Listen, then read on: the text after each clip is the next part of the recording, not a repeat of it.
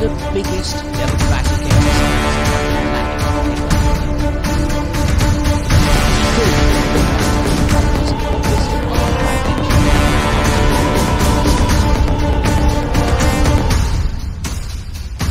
மீண்டும் ஒரு முறை வணக்கம். நம்ம இதுக்கு முன்னாடி இந்த சீரீஸ்ல தயங்கும் தலைவர்கள் அப்படிங்கிற ஒரு சீரீஸ்ல லாஸ்ட் வீடியோவா சூப்பர் ஸ்டார் ரஜினிகாந்த் அவரை பத்தி பேசியிருந்தோம், நடிகர் விஜய் அவரை பத்தி பேசியிருந்தோம். இதெல்லாமே ஒரு இனிஷியல் ஸ்டார்ட் அப் வீடியோ.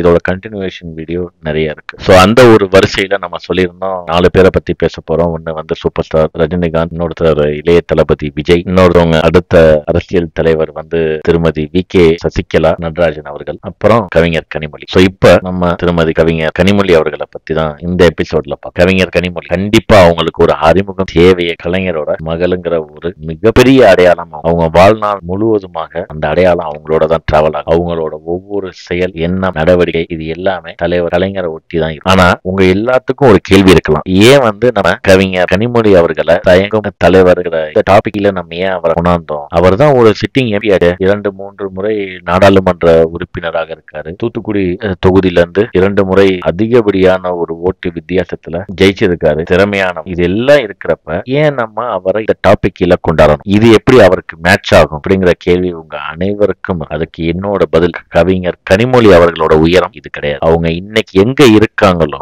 அது அவர்களோட உண்மையான உயரம் கிடையாது. அவர் திறமையானவரா? கண்டிப்பா திறமையானவர். 2 தொகுதியில இருந்து கன்சிக்யூட்டிவா அவர் வின் பண்றாரு. அங்க மக்களோட பேராதரவை கண்டிப்பா அவர் பெற்றிருக்காரு. களப்பணியாளரா இருக்காரு. கடந்த வெள்ளம் அப்ப தூத்துக்குடி, திருநெல்வேலி மாவட்டங்கள் கடுமையா வெள்ளத்தால பாதிச்சப்ப ஒரு 2 வீலர் எடுத்துக்கிட்டு எந்த விதமான ஒரு பாதுகாப்பு பந்தோபஸ்து ஆடம்பரம் அலப்பறை எதுவுமே இல்லாம ரொம்ப சிம்பிளா like a common man, a girl from next door அப்படிங்கிற மாதிரி மக்களை அவங்க சந்திச்சாங்க. ஒரு சில இடங்கள்ல மட்டும்தான் அவருக்கான எதிர்ப்பு இருந்துச்சே தவிர பல இடங்கள்ல அவர் இன்னமும் இருக்கிற நல்ல பேர் என்னன்னா, அன்னைக்கு அந்த பிரச்சனையப்ப மக்களா அவர் நின்றாருங்க.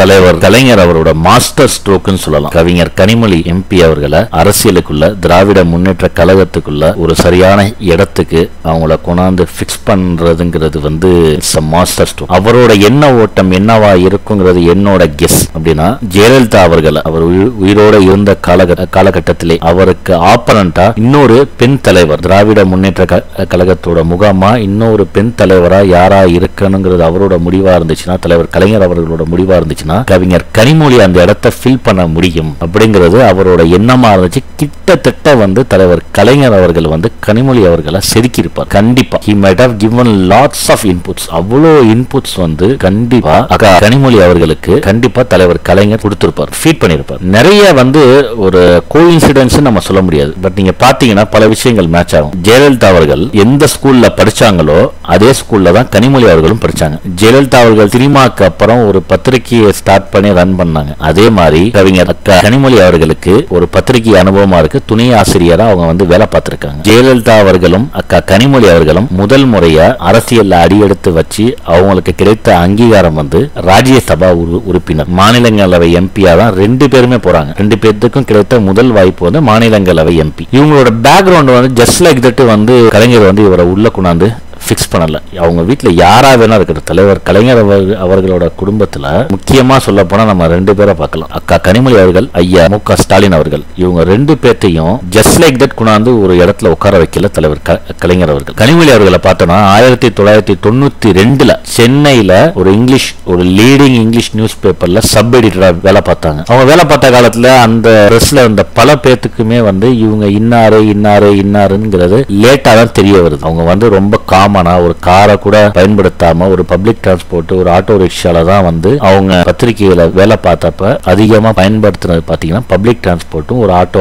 ரிக்ஷாஸ் தான் யூஸ் பண்ணிருக்காங்க. அது மட்டும் கிடையாது, அவங்க அது போக பல நிகழ்ச்சிகள், என்ன மாதிரியான நிகழ்ச்சிகள்னா சங்கமம், ஒரு தமிழ் கல்ச்சுரல் சொல்லலாம். அது கார்த்திக் சிதம்பரம் அவரோட பையனோட சேர்ந்து எல்லாத்தையும் கேள்வி கேட்கிற மாதிரி ஒரு நிகழ்ச்சி, ஒரு உரையாடல் நிகழ்ச்சி மாதிரி திரு கார்த்திக் சிதம்பரம் அவரோட கூப்பிட்டு அவரோட சேர்ந்து பிகினிங் ஆஃப் 2000 2000 வந்து அவர் அதெல்லாம் பண்ணியிருக்காரு. அது போக அவர் ஜெனரலா தமிழ்நாட்டு அரசியல்வாதிகளுக்கு இல்லாத ஒரு பண்பா சொல்லலாம். இவர் எமர்ஜ் ஆறது கண்டிப்பா டிஎம்கேவோட ஃபர்ஸ்ட் ஃபேமிலில இருந்தே கண்டிப்பா நிறைய எதிர்ப்புகள் வந்திருக்கும். எந்த அளவுக்கு வந்து அவங்க எல்லாம் வந்து இவங்களுக்கு ஆதரவு கொடுத்திருப்பாங்க, இவங்க எமர்ஜ் ஆறதை ரசிச்சிருப்பாங்க, மேல வர்றதை என்கரேஜ் பண்ணிருப்பாங்கிறதுக்கான எந்த உத்தரவாதம் இல்லை. சில கசப்பான அனுபவங்களும் இருக்கு. அதை பத்தி நம்ம இப்ப பேசுறதுக்கான பயன் எதுவுமே இல்லை. கசப்பான அனுபவங்கள் இருக்கானா இருக்கு. ஆனா ஒரு தங்கையா கவிஞர் கனிமொழி அவர்கள் அவரோட 2 அண்ணனையுமே, திரு மு.க. அழகிரியா இருக்கட்டும், திரு மு.க. ஸ்டாலினா இருக்கட்டும், அரசியல் ஆக்டிவா இருக்கிறவங்களை பத்தி நம்ம பேசுறோம். அவங்க 2 பேருமே எந்த ஒரு இடத்துலையும் விட்டு கொடுத்ததே இல்லை. இன்னும் சொல்ல போனா அதிகப்படியான பாசத்தோட தான் அவங்க 2 பேர்த்தையுமே அவர் வந்து இன்ன வரைக்கும் டிராவல் பண்ணிட்டு இருக்காரு. கனிமொழி அவர்கள்ட்ட வந்து இதெல்லாம் பத்தி பர்சனலா இருக்கிறவங்க சில கேள்வி கேட்டா அவங்க எப்பயுமே சொல்ற பதில், இதெல்லாம் நான் பிறந்த காலத்துல இருந்து எல்லா விதமான சர்ச்சையும் நான் பார்த்துட்டேன். ஸோ பொது வாழ்க்கையில இருந்து நம்ம வந்துட்டேன், அதை கம்பேர் பண்றப்ப இதெல்லாம் ஒன்றும் இல்லை, நான் ஃபேஸ் பண்ண இஷ்யூஸ் எல்லாம் பார்க்கறப்ப இதெல்லாம் ஒண்ணுமே கிடையாதுன்னு சொல்லி ரொம்ப சிம்பிளா வழக்கமா அவங்க டெலிவர் பண்ற ஒரு அழகான ஒரு சிரிப்போட புன்னகையோட கடந்து போயிட்டாங்க. கண்டிப்பா டெல்லியிலயும் சரி தமிழ்நாட்டிலையும் சரி கனிமொழி அவர்கள் திமுகவை ஒவ்வொரு நொடியும் உயிர்ப்பா வச்சுக்கிட்டு இருக்காங்க. திமுக என்னென்ன இஷ்யூஸ்ல என்ன மாதிரி ஸ்டாண்ட் எடுக்கலாம் அப்படிங்கறத பல விஷயங்களை வந்து திரு டி.ஆர். பாலு அவர்கள் நாடாளுமன்ற குழு தலைவராக இருந்தால் கூட இன்னொரு முகமா அங்க இருக்கிற சைலண்டா ஒர்க் பண்ணிட்டு இருக்கக்கூடியது வந்து அக்கா கனிமொழி அவர்கள். தமிழ்நாட்டிலையும் சரி டெல்லியிலையும் சரி திமுகவை லைவா கொண்டு போயிட்டே இருக்காங்க. திமுகவுக்கு வந்து ஜெனரலா வந்து ஒரு ஃபேக்ட் உண்டு. அவங்க எந்த அளவுக்கு நகர்ப்புறங்கள்ல வந்து அவங்களுக்கு ஓட்டு விழுகுதோ பெர்ஃபார்ம் பண்றாங்களோ அந்த அளவு கிராமப்புறங்கள்ல அவங்களோட பெர்ஃபார்மன்ஸ் இருக்காது, ஓட் ஷேரிங் வந்து இருக்காது. மோஸ்ட்லி பாத்தீங்கன்னா சிட்டிஸ், மாநகரம், மாநகராட்சி, பேரூர் முனிசிபாலிட்டிஸ் இதெல்லாம் வந்து அவங்க நிறைய சீட்ஸ் வின் பண்ணுவாங்க. பட் ரூரல் அண்ட் கிராமப்புற ஏரியாஸ்ல வந்து அந்த அளவுக்கு அவங்களோட சக்சஸ் ரேட் வந்து இருக்காது, நிறைய தோல்விகள் தான் இருக்கும். ஆனா இந்த 2ஐயும் கனெக்ட் பண்ணக்கூடிய 2 இடத்தையும் கனெக்ட் பண்ணி அதுக்கான வேலையை செய்யக்கூடிய திறமை யார்கிட்ட இருக்கு அப்படின்னா அக்கா கனிமொழி அவர்கள்ட்ட இருக்கு. அவர்களோட பிரச்சாரம் அதை ப்ரூவ் பண்ணிருக்கு. அவங்க பிரச்சாரத்தினால பெண்களோட ஓட்டு வந்து டிஎம்கே டைவர்ட் ஆயிருக்கா அப்படின்னா கண்டிப்பா டிஎம்கேல இருக்கக்கூடிய அனாலிசிஸ் விங்ஸ் அதை கண்டிப்பா ஐடென்டிஃபை பண்ணிருப்பாங்க. நான் ஒரு திராவிட கழகத்துல பணியாற்றவரை திராவிட கழகத்துல உறுப்பினரா முழுநேர உறுப்பினரா இருக்கிற ஒருத்தட்ட வந்து எதர்ச்சியா பேசுறப்ப அவர் சொன்ன ஒரு முக்கியமான வார்த்தை, அவர் அப்படி ஒரு இன்புட் கொடுத்தாரு. சிம்பிளா சொன்னாரு, திமுகவோட திராவிட வேர் இருக்குல்ல அதுல இருந்து விழுமியங்கள் வந்து வெகுவாக விலகி இருக்கும். நவீன தலைமுறைகள்கிட்ட அந்த விழுமியங்கள் விலகி இருக்கிறப்ப அந்த புது இன்றைய பிரசன்ட் ஜெனரேஷன்ஸ் அதை கொண்டு சேர்க்கிற திறமை வந்து யாருக்கு இருக்குன்னா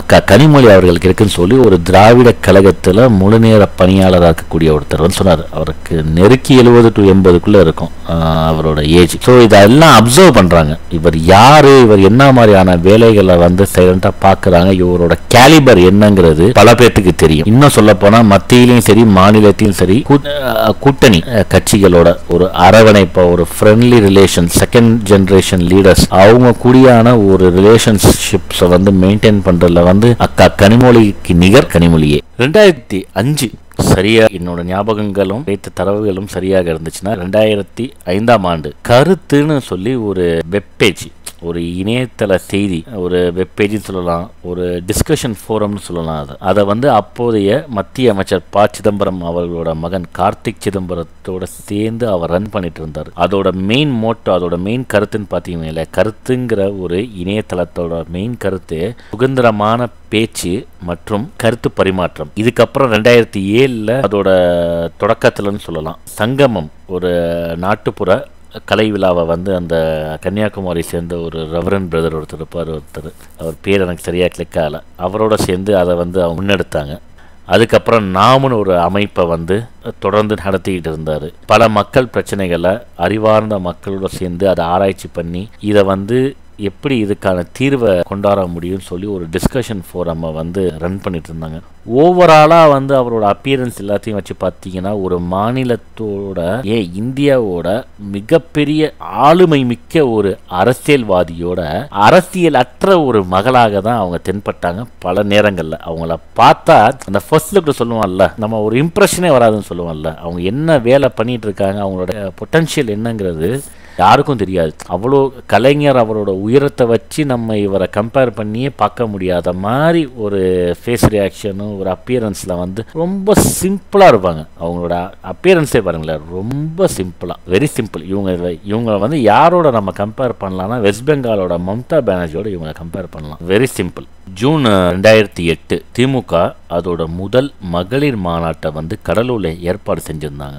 அப்படியே கொஞ்சம் பின்னோக்கி பார்த்தோம்னா 1982 ஜெயலலிதா அவர்களை தீவிர அரசியலுக்கு தலைவர் எம்ஜிஆர் அவர்கள் கொண்டாந்தப்ப அவங்களோட மாநாட்டையும் கடலூர்ல தான் வந்து அவர் இன்ட்ரடியூஸ் பண்ணியிருப்பாரு. அதே ஒரு பேட்டர்ன்ல கவிஞர் கனிமொழி அவர்களையும் அங்கிருந்து ப்ரொமோட் பண்ணணும்னு சொல்லி ஒரு மகளிர் மாநாடை வந்து 2008 தலைவர் கலைஞர் அவர்கள் ஆர்கனைஸ் பண்ணியிருப்பார். ஆனா அன்பார்ச்சுனேட்டா அந்த ஒரு மாநாட்டில் பார்த்தீங்கன்னா முன்னாள் மத்திய அமைச்சர் அழகிரி அவர்களோட பெரிய மகள் கயல்விழி அவர்கள் அவங்க வந்து பட்டே கலப்புற மாதிரி ஒரு ஸ்பீச்சை ஒன்று கொடுத்து கனிமொழி அவர்களோட ஸ்பீச் வந்து கொஞ்சம் டிம் ஆயிருக்கும். அதில் ஆல்மோஸ்ட் வந்து ஷீ ஸ்டோலன் த ஷோ அப்படின்னு சொல்லலாம் அதை. ஆமாம், கனிமொழி அவர்களுக்கும் தலைவர் கலைஞர் அவர்களுக்கும் கண்டிப்பாக அப்படி ஒரு பிணைப்பு. ஒரு தந்தை மகள் என்றைக்குமே வந்து மகள் வந்து தந்தைக்கு வந்து ஒரு ஸ்பெஷல் அண்ட் எக்ஸ்ட்ரா கேர் தான். இது நம்ம எப்போ நல்லா ஒத்து பார்க்கலாம்னா 2001 தலைவர் கலைஞர் அவர்களை வந்து அரெஸ்ட் பண்ணுறாங்க. இந்த மேம்பால ஊழல்னு சொல்லி எல்லாரும் கேள்விப்பட்டிருப்போம். மிட் நைட்டில் வந்து அவரை அரெஸ்ட் பண்ணி சிறைக்கு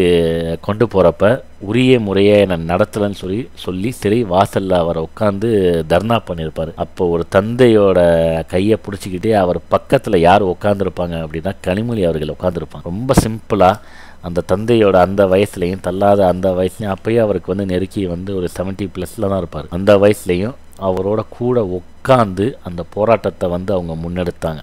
கண்டிப்பாக தலைவர் கலைஞர் அவர்கள் வந்து கனிமொழி அவர்களுக்கு வந்து அரசியலை வந்து ஒரு பாலப்பாடமாக ஒரு குருகுலம் மாதிரி சொல்லலாம். நம்ம தான் மடியிலே உட்கார வச்சு சொல்லி கொடுத்து பல விஷயங்கள், பல சூழ்நிலைகள், பல கேஸ் ஸ்டடிஸ், பல சூழ்நிலைகள் பிரச்சனைகள் வந்தப்ப இவர் எப்படி ஹேண்டில் பண்ணாரு, கட்சியில் இருக்க அடிமட்ட தொண்டர்கள்ட்ட எப்படியான ஒரு ரிலேஷன்ஷிப்பை நம்ம வச்சுக்கணும், ஒவ்வொரு தலைவர்களை பற்றி அவங்க தனிப்பட்ட கேரக்டர்ஸ் எப்படி, அவங்கள எப்படி நம்ம ஹேண்டில் பண்ணணும், என்ன மாதிரியான நெட்வொர்க், பொலிட்டிக்கல் நெட்வொர்க்கை வந்து நம்ம பில்ட் பண்ணிக்கணும், கூட்டணி கட்சிகள் மாற்று கட்சிகளில் இருக்கவங்களோட என்ன மாதிரியான ஒரு ரிலேஷன்ஷிப் அண்ட் ரேப்போ வந்து மெயின்டைன் பண்ணணும், சொசைட்டியில் மக்களோட எப்படி கம்யூனிகேட் பண்ணணும், கருத்துக்கள் பரிமாற்றம், ஒரு 2-வே கம்யூனிகேஷன் எப்படி வந்து எஸ்டாப்ளிஷ் பண்ணுறதுங்கெல்லாம் கண்டிப்பாக தலைவர் கலைஞர் அவர்களுக்கு வந்து அணுவாக செதுக்கியிருப்பார் கவிஞர் கனிமொழி அவர்கள். இந்த வாய்ப்பு வந்து இந்த ஃபர்ஸ்ட் ஃபேமிலி, நம்ம கூடிய டிஎம்கேயோட ஃபர்ஸ்ட் ஃபேமிலியில் எவ்வளோ பேர்த்துக்கு இந்த வாய்ப்பு கிடைச்சிருக்குங்கிறது கண்டிப்பாக வந்து ஒரு கேள்விக்குறி தான்.